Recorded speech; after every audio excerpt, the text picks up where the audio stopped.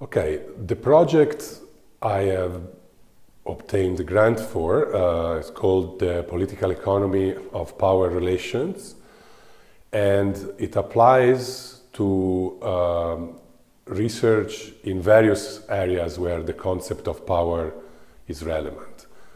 One, of course, is international relations, where relative military power and relative economic and political power are deemed to be relevant also for the explanation of interstate and civil war, and also power relations at the domestic level between politicians, bureaucrats, and economic interest groups.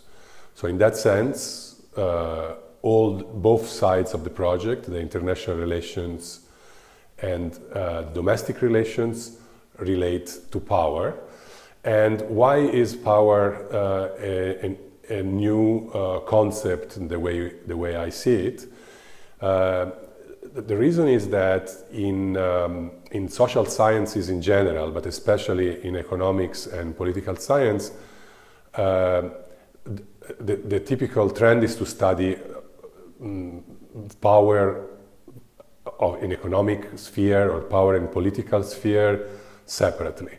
And the innovation of the project is to show that the greatest explanatory power is obtained when we consider multiple dimensions of power at the same time. An example, to understand the probability of conflict, to understand why conflicts occur, it is more important to see whether the players involved have similar relative military power with respect to relative political economic power, than to know exactly in absolute terms which one is strongest militarily or strongest economically.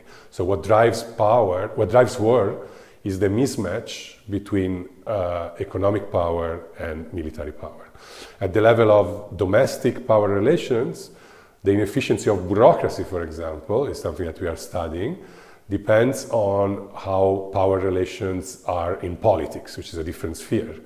And so again, usually people have studied bureaucracy separately from politics, but what we are showing, what we hope to show also empirically, is that the political instability is a key explanatory variable for inefficiency of bureaucracy. And similarly, the last big thing I wanted to say is that another phenomenon that we want to explain is populism. Everybody nowadays talks about the strengthening of populist parties and populist leaders in Europe, and we need to explain why. And again, I think we have some good ideas about how to explain it based on situations that happen outside the political sphere.